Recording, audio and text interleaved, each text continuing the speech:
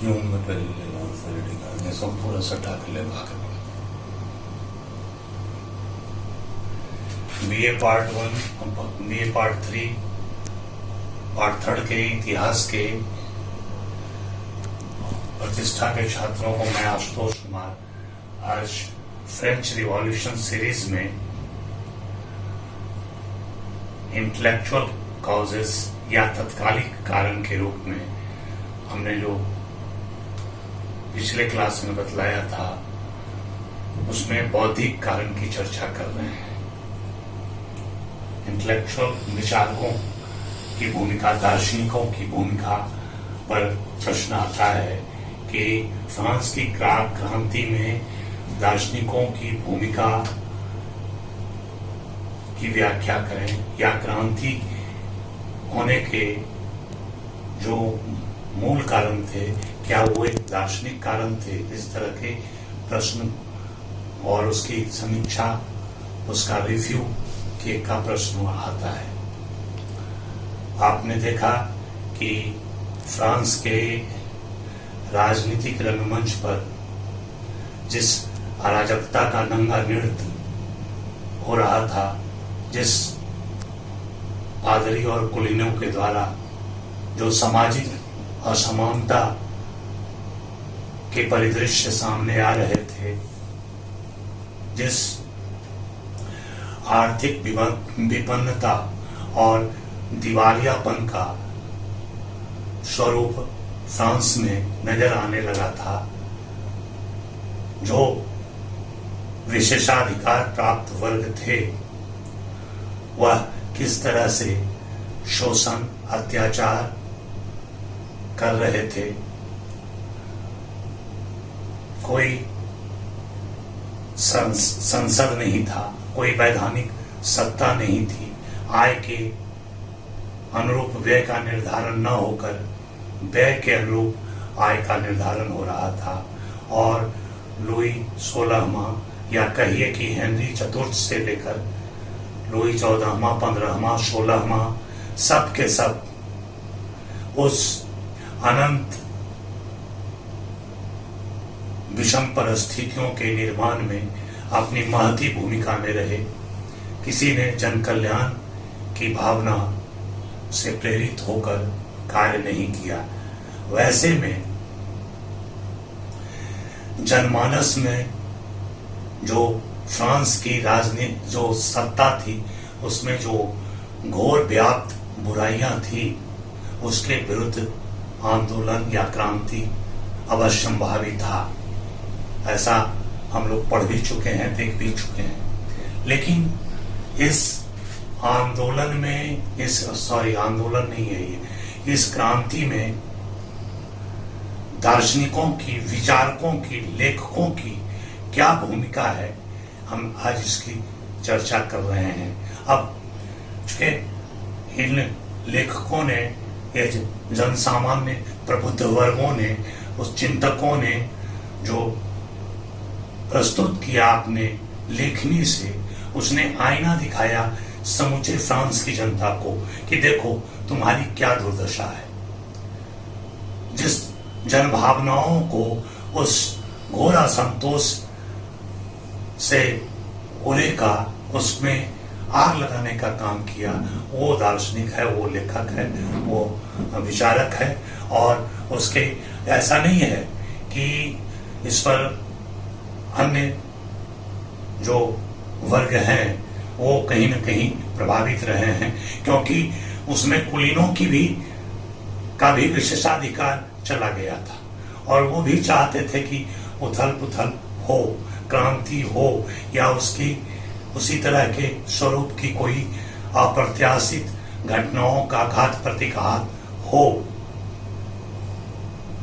हम इन दार्शनिकों में आपको पिछले क्लास में बताया था कि मॉन्टेस्क्यू, वोल्टेयर, रूसो, डिडरो, क्वेश्चनर, ये सब बहुत इंपॉर्टेंट दार्शनिक थे, फिलोसफर थे, विचारक थे, जिन्होंने अपनी लेखनी से जनमानस को फ्रांस में जो व्याप्त बुराइयां थी उसके संदर्भ में बतलाया। अब हमने एक कोटेशन यहाँ लिख रखा है आप लोगों के लिए कि writers of all kind prepare the French revolution, सभी उन्होंने तैयार कर दिया। All the more however did it make excellent powder for destroying the state, and never before a revolution so armed कैसा था, with words and phrases, मुहावरों से, शब्दों से, व्यंगों से, इस तरह से उन्होंने प्रभावित किया संपूर्ण फ्रांस की जनता को कि क्रांति अवश्यंभावी हो गई। यद्यपि जो विचारक थे, अब ये चूंकि कोई सदन तो चलता नहीं था, आपको हमने कहा कि 1614 के बाद कोई असेंबली हुई नहीं थी, और तो ये जो सभी विचारक थे यही सांसद हो गए, यानी राजनयिक हो गए, यानी राजनीतिज्ञ हो गए, क्योंकि यही विचार करते थे कि फ्रांस में की प्रशासनिक व्यवस्था कैसी है, उसकी आर्थिक व्यवस्था कैसी है, निम्न वर्ग की आर्थिक विपन्नता कैसी है, कैसे अर्धदासों के साथ शोषण किया जा रहा है, कैसे जनमानस के साथ शोषण किया जा रहा है, और एक ऐसा वर्ग है वह किस तरह से धर्मांध की तरह चर्चों के प्रति राजा का बर्ताव रहा है, और राजा उसके इर्द गिर्द सत्ता कर रहा है जो मुट्ठी भर के लोग हैं, कैसे भ्रष्ट पादरियों के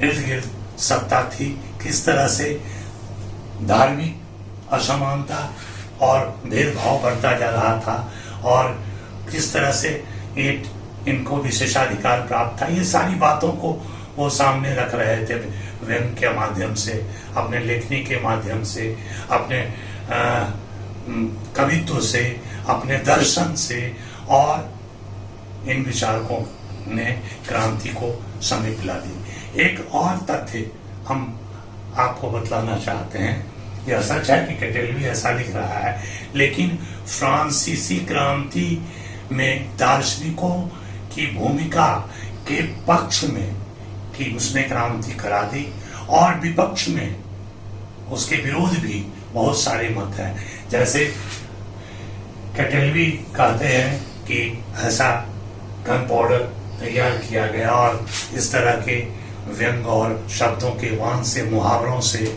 जनमानस को का सहयोग लिया गया, जनमानस को परिचित कराया गया मुहावरों से, और उससे जो आग भड़की, ज्वालामुखी भड़की, उससे क्रांति हो गई। शातोब्रिया इतिहासकार है, वह भी यह कहते हैं कि फ्रांस की जो क्रांति हुई वह बौद्धिक आंदोलन और भौतिक दुखों के सम्मिश्रण से, मतलब भौतिक दुख जो प्रजा का था और जो दार्शनिक वान थे, जो दार्शनिक विचार थे, वो इन दार्शनिकों के थे, इसके सम्मिलन से क्रांति हुई। यह बौद्धिक चिंतकों ने इन भौतिक दुखों का आधार व्यापक कर दिया, ब्रॉड कर दिया। इसी तरह से नेपोलियन स्वयं कहता है कि अगर रूसो नहीं होता तो फ्रांस में क्रांति नहीं होती। इसी प्रकार और भी अन्य मत हैं। कैटेलवी का मत है कि फ्रांस में क्रांति नहीं होती, लेकिन एक मत और है कि फ्रांस में जो क्रांति हुई इसमें विचारकों की भूमिका को बहुत अधिक दिखाया गया है। जब विचारकों ने फ्रांस के राजनीतिक, आर्थिक, धार्मिक असंतोष को अपनी लेखनी में पिरोया, तो वह भी यह कल्पना नहीं कर रहे थे कि क्रांति हो जाएगी। वस्तु स्थिति थी कि उस लेखनी से वे निरंकुश राजतंत्र पर अंकुश लगाना चाहते थे और प्रशासनिक सुधार, राजनीतिक सुधार, आर्थिक सुधार वो चाहते थे। इस वर्ग में हेजन है इतिहासकार, इस वर्ग में आपको डेविड टॉमसन है, यूरोप सिंस नेपोलियन इनकी रचना है। इस मत में और भी इतिहासकार हैं जिनका नाम है जॉर्ज एलन वगैरह। जॉर्ज एलन उस मत के नहीं थे, बल्कि डेविड टॉमसन हैं, और ये सब थे। जॉर्ज एलन तो उस मत में था कि भाई ये जो क्रांति है, यह क्रांति का कारण दार्शनिक ही अधिक है। जॉर्ज एलन बल्कि कैटेलवी के मत में थे। तो हेजन है या जो डेविड टॉमसन है, ऐसे इतिहासकारों का एक वर्ग है। अब उनका मानना है कि फ्रांस में जो क्रांति हुई वो फ्रांस की स्थितियों के चलते, राजतंत्र में व्याप्त बुराइयों के चलते, और उस समय की जो जनमानस की कठिनाइयां थी, अत्याचार था उनके विरुद्ध, जो शोषण हो रहा था, जिस अपमानजनक ढंग से वो जी रहे थे, फ्रांस में क्रांति उन कारणों से हुई। डेविड टॉमसन तो स्पष्ट करता है कि फ्रांस की क्रांति और विचारकों के मत में बहुत दूर का परोक्ष संबंध है, प्रत्यक्ष नहीं, परोक्ष संबंध है। और आगे यह भी कहा जाता है कि अगर फ्रांसीसी क्रांति विचारकों के लेखन, दार्शनिकों के लेखन से या उनकी भूमिका उसमें रही होती तो क्रांति उसी समय क्यों नहीं हो जाती जिस समय वो लिखे। वस्तु स्थिति उन लोगों का मानना है कि जब क्रांति हुई तब दार्शनिकों के विचारों का प्रभाव पड़ा, और तब वह एक निरंकुश राजतंत्र से अलग या लोकप्रिय निरंकुश और स्वेच्छाचारी राजतंत्र से अलग वो चाहते थे। ऑस्ट्रिया के राजा फेडरिक की तरह जो राजतंत्र लोकप्रिय भी हो और निरंकुश भी नहीं हो, स्वेच्छाचारी भी नहीं हो। मॉन्टेस्क्यू वोल्टेयर इस बात को कहता है कि वह वोल्टेयर दार्शनिक था, लेकिन वह राजतंत्र का समर्थक था, सीमित राजतंत्र का समर्थक था। तो ये मत, दो विभिन्न मतों के बीच हम जब इसकी समीक्षा करते हैं, दार्शनिकों की भूमिका, लेकिन आप सभी छात्र इतना आप जानिए कि इन्होंने क्रांति करवाई या नहीं करवाई, क्रांति की पूर्व सूचना इनके लेखन के माध्यम से हुई। ये क्रांति के जन्मदाता रहे या नहीं रहे, इन्होंने क्रांति का जन्म दिया या नहीं दिया, नहीं जन्म दिया, लेकिन ये प्रचारक आवश्यक थे क्रांति के।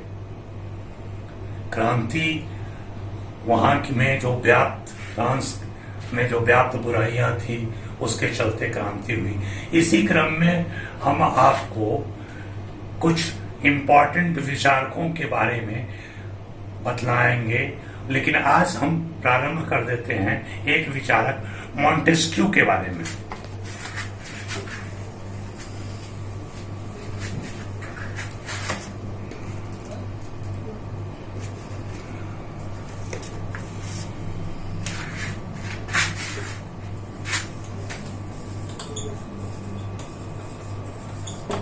मॉन्टेस्क्यू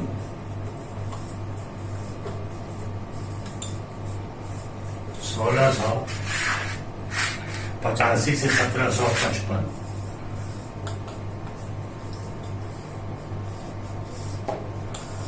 अब मॉन्टेस्क्यू एक कुलीन वर्ग का व्यक्ति था जो फ्रांस में न्यायाधीश भी रह चुका था। आप समझ लीजिए कि 1755 में इसकी मृत्यु हो जाती है, और ये करीब 18वीं सदी के पूर्वार्ध में के पहले दशक से दूसरे दशक से लेके चौथे दशक तक इसकी रचनाएं अधिक प्रचलित रही हैं। तो ये 45-50 के बाद 55 में, तो 1755 में इसकी मृत्यु हो जाती है, और क्रांति कब होती है? 1789 में। लेकिन मॉन्टेस्क्यू चूंकि न्यायाधीश रहा था, कुलीन वर्ग का था, तो उसको राजतंत्र के सभी त्रुटियों और कमजोरियों से वह अवगत था। मॉन्टेस्क्यू। और वो मॉन्टेस्क्यू ने इंग्लैंड के संसदीय इतिहास का अध्ययन भी किया था, जिसमें लोकतांत्रिक व्यवस्था और वैधानिक व्यवस्था का की जो उसने किताब लिखी थी, द स्पिरिट ऑफ लॉ।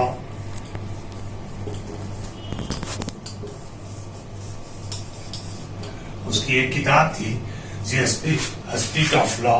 उसमें इंग्लैंड के संसदीय व्यवस्था यानी लोकतंत्रवादी व्यवस्था और वैधानिक प्रशासन का वह समर्थक था। वह चाहता था कि यह राजतंत्रीय व्यवस्था कभी भी उपयुक्त नहीं है, चूंकि विचारकों ने एक नए वैज्ञानिक सोच, आशावादी सोच, क्योंकि जनता तो त्रस्त थी, और जनता त्रस्त थी तो वो निरुपाय थी राजतंत्र में, और राजतंत्र में निरुपाय होने के बाद उसके सारे जोश ठंडे पड़ जाते।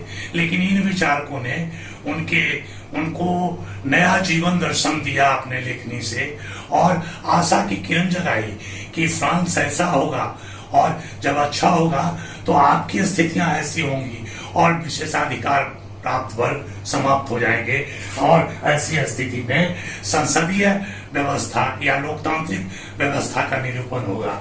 और मॉन्टेस्क्यू ने द स्पिरिट ऑफ लॉ में इसकी स्पष्ट छाप हम उस पुस्तक में देखते हैं। उसका जो अंश आता है उसमें यह देखते हैं। एक चीज और, द प्रिंसिपल ऑफ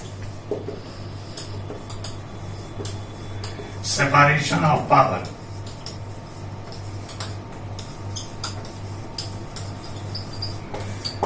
इसकी भी मॉन्टेस्क्यू बात करता है। कहता है कि तीनों जो मुख्य शक्तियां हैं, संसदीय या राजतंत्रीय या एकतंत्रीय, किसी भी तंत्र में, कार्यपालिका, विधायिका, न्यायपालिका, किसी भी तंत्र में ये है, ये तीनों में जो शक्ति संतुलन होना चाहिए, बैलेंस होना चाहिए, ताकि तीनों अलग अलग संस्थागत कार्य कर सके और सीमित रूप से वह एक दूसरे को संतुलित कर सके, जो कि कल्याणकारी होगा प्रजा के लिए, जो कल्याणकारी होगा जनता के लिए, न कि सिर्फ राजा और उस प्रशासकीय हायरार्की के लिए, विधायकीय हायरार्की के लिए, उसके लिए वो नहीं होगा, बल्कि वह होगा जनता के लिए। तो इसमें हम इतना ही कहेंगे कि